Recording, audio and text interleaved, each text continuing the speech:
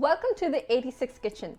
I'm Suman, and today I will be sharing with you my favorite chocolate cake recipe, which is super moist and ultra delicious. So let's gather the ingredients and let's get to it.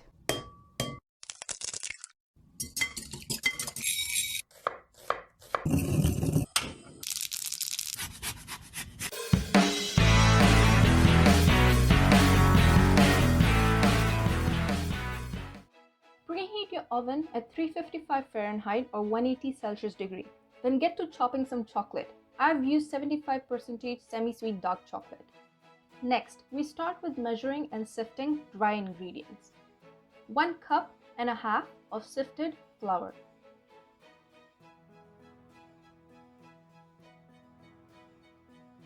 Half a cup of natural cocoa powder. 3/4 teaspoon of baking soda and 1/4 teaspoon of salt. And then 1 cup and 1/3 of fine sugar.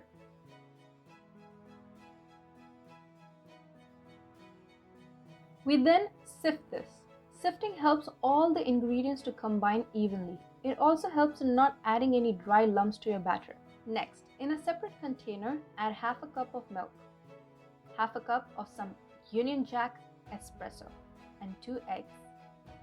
Half a cup of mayo. Relax. Mayo is just emulsified eggs and oil, perfect for a fluffy and moist sponge. From mayo to sour cream, there are various secret ingredients that bakers add to their cakes. Next, we begin with lining our cake tin with parchment paper and butter. For the parchment paper, as your desired shape and size of pan, make a cutout. Then, evenly spread soft butter throughout the cake tin. Then, sprinkle flour, or in this case cocoa powder, and dust the entire pan in this manner. Greasing will help to not let the batter stick to the pan. Also helps the cake slide out of the pan after baking without a hassle.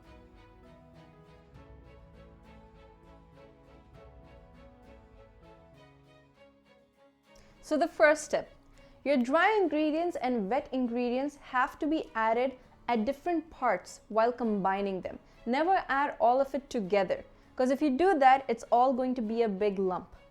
That being said, we start adding the two components in parts. If you have a machine beater, do this at a medium to slow speed. Or if you're like me, who surprisingly does not own a KitchenAid, go ahead and in circular movements whisk. This is also a good time to call out a family member and give you a hand in either whisking or adding the ingredients. Cakes in general is an excellent recipe to prepare with others at home. At this point, we add half a cup of soft butter and give it a final light whisk. To this, I add 1 cup of semi-sweet chopped chocolate. And using a spatula, fold it into the batter. Do not overmix your batter. An overmixed batter does not aerate, which means your sponge is going to be hard. Once done, go ahead and evenly spread out the mix in your cake tins. After pouring, dab the cake tin lightly, which releases the air bubbles to the top. Let it bake for 25 to 30 minutes. So when it comes to the baking part, make sure your top and bottom heat of the oven is on, not the fan mode. Why? Because the fan mode does not really help you circulate even heat when it comes down to baking a moist cake. This recipe calls for the cake not to form a dome shape, which means no wastage by slicing the top. So while the sponge cools, we prep our icing with a cup and half of soft butter. Start whisking as if it is arm day at the gym. Once it fluffs up and changes to off-white color, we begin with adding 3 cups of sifted icing sugar while simultaneously whisking. Make sure to sift the icing sugar while adding.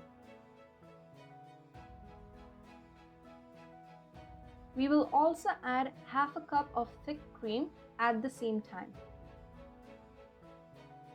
I now realize I should have invested in that discounted hand blender. Ugh, but I guess it's too late.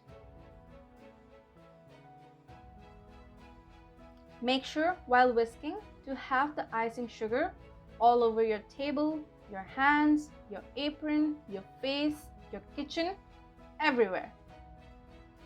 Finally, we add half a cup of cocoa powder to this, which also should be sifted. Whisk until they are all evenly combined. I give you my word, this recipe is perfect to achieve that ultimate heavenly moist texture when it comes to chocolate cake. To begin with the frosting, use any cardboard cut out as a base. Then, place your first layer and start icing the top layer.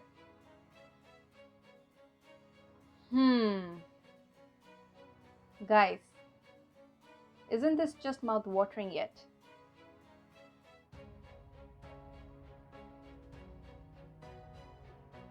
After lightly icing, we're going to place this layer in fridge for 10 minutes. The reason why we do this is because chilling is going to help firm up and evenly spread out rest of the frosting. All you have to do is just spread out in S's. With the final layer, all you have to do is, with the use of an offset or spatula or even a butter knife, create S's with a back and forth movement. As for the sides, begin with dabbing in this manner. In circular movements, keep rotating and spread out the icing. Depending on how thick or thin you like your frosting, go all out. Remember, it doesn't have to be perfect, or maybe it does. Now when it comes down to the finishing part of the cake with either an icing or a ganache, go ahead and chill your cake for a couple hours before placing the icing. Why I say that is because it's going to help you give a firm finish rather than doing it on a room temperature baked cake or a still warm cake. You never want to do that. For the ganache, get your cream to heat up. Ganache recipes are simple. Just follow 2:1 ratio. So in this case, start with placing 2 cups of the semi-sweet chocolate in a bowl. Then pour 1 cup of heated cream and let that sit for a minute.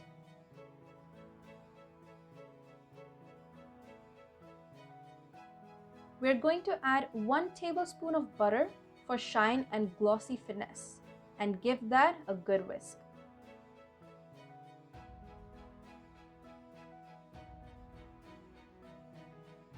Now it's time for the showstopper. Let's take a back seat and enjoy this.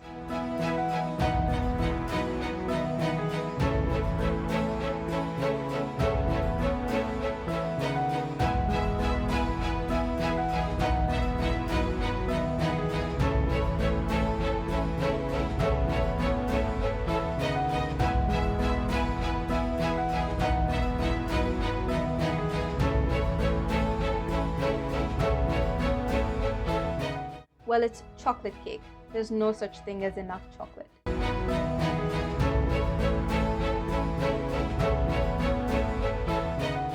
Time to fancy up our chocolate cake.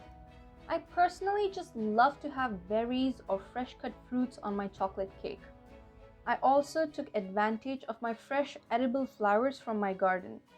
You may add rose petals, borage florets, lavender leaflets, and take it a notch up, especially if it is a celebration cake.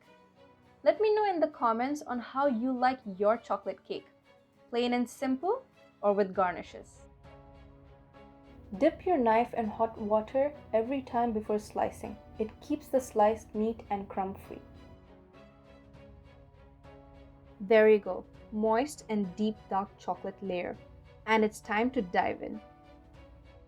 Please share this recipe with your friends and family and let them enjoy this delicious goodness. Forget about those ready-made boxed cakes that you find at the market and go make one yourself from scratch.